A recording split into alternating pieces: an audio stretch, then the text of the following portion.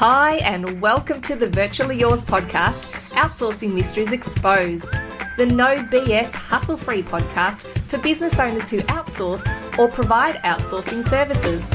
I'm your host, Rosie, virtual assistant advocate and owner of Virtually Yours, the Virtual Assistant Network. Let's get started.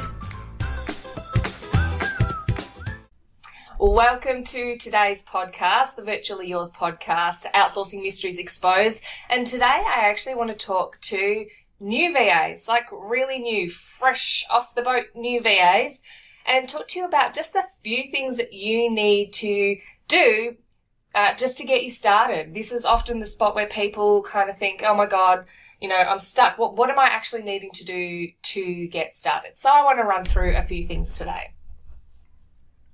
Okay, so to start your business, you've probably had the whole, you should be a VA thing. This is the answer for you.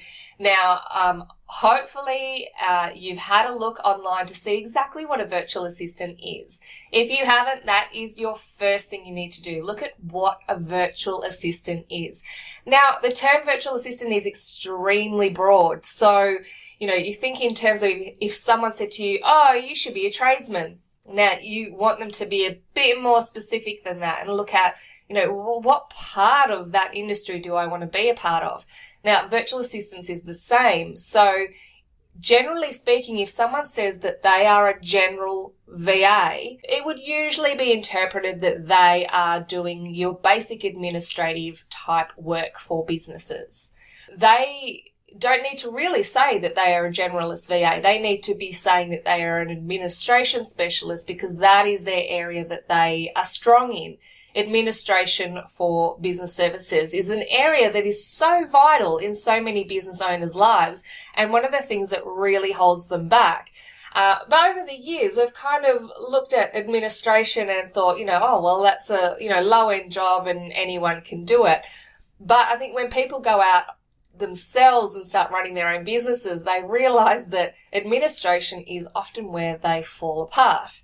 So it is an area where you can really promote the fact that you are all over administration. If you've done administration as an employee in the past, that is absolutely wonderful. That's great. That's what you need to have as your experience. But just be aware that coming into running your own business and doing administration for other business owners, there is still going to be a massive, massive learning curve for you, because you do need to suddenly run your own business and be looking at their business as more than just what you would do as an employee. I'll sort of look at that a little bit further as we discuss. So looking at what a VA is, you might be deciding that you want to be a website developer or website maintenance type person. You might want to be doing email newsletters, graphic design, copywriting, bookkeeping, social media management. There are so many things. So there's a list on the Virtually Yours website if you're wanting to have a look at it, and that has got hundreds of different things that virtual assistants do. So it's pretty big. So please make sure the first thing you do is you look at what a VA is and have a think about where you would slot in without having to worry about niching down too much just yet. The second thing you need to consider is whether or not you can survive without an income for a while or without a steady income for possibly a long while. So setting up a virtual assistant business is not a get-rich-quick scheme. There is no guarantee of income. There is definitely guarantee of outgoings because you do need to invest in your business. So don't think of it as a Band-Aid solution or a get-rich-quick solution if you're in financial difficulties.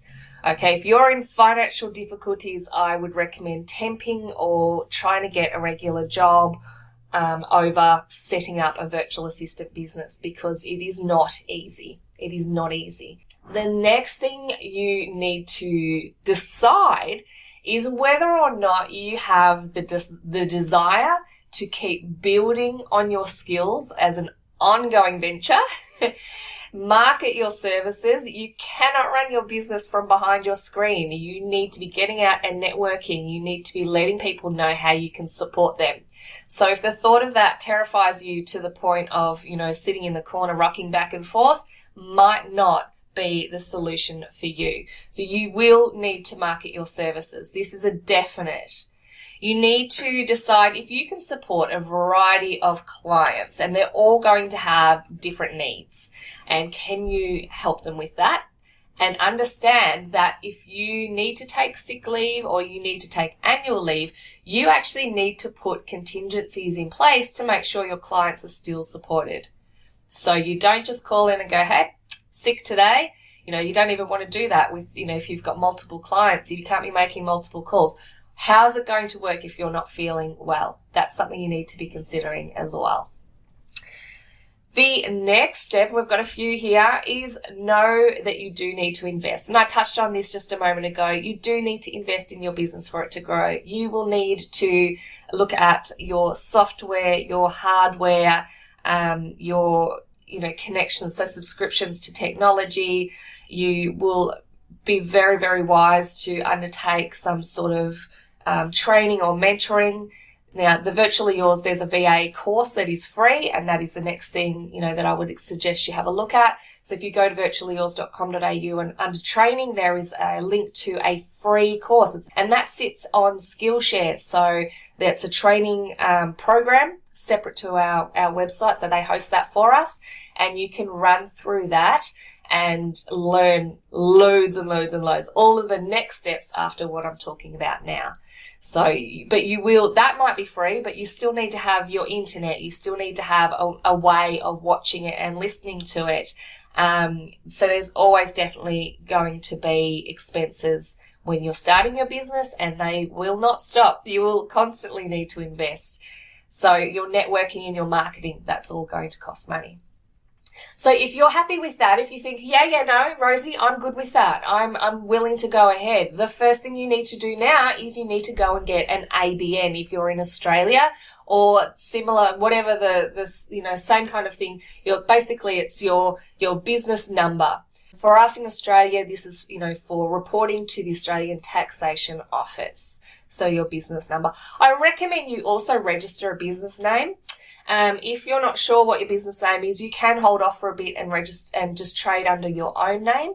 But once you've got a bit of an idea of what you want to do, I think it's a really, really good idea to register a business name, and you would register that under your ABN. So the first thing you need to do is get that ABN, and it is very, very important that you get that. You cannot trade without it.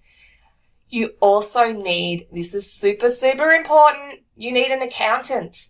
I know I resisted the idea of getting an accountant. They sound like the most expensive thing under the sun under lawyers, but an accountant will make sure that you set yourself up right from the start. And you need an accountant who understands the nature of the services you're offering. That's a lot easier today than it was when I started up my business and virtual assistants was quite a new concept. Most accountants now should have a pretty good solid idea of how a virtual assistant should be set up.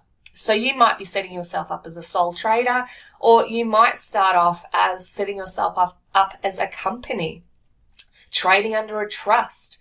Now, your accountant will be able to support you with that and make sure that, any sort of assets you have behind you are protected.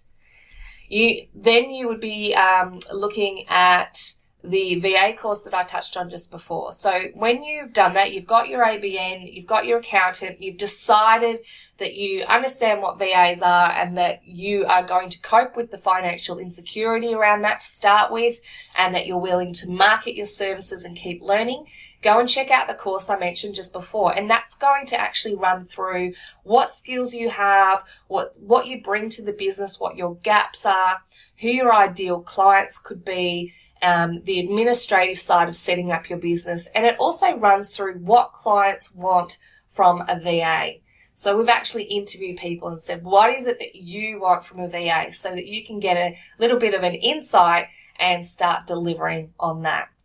So that is what I would recommend you do to start your virtual assistant business. Once you know what sort of services you want to offer and where your client is, then you can start your marketing and building your tools up.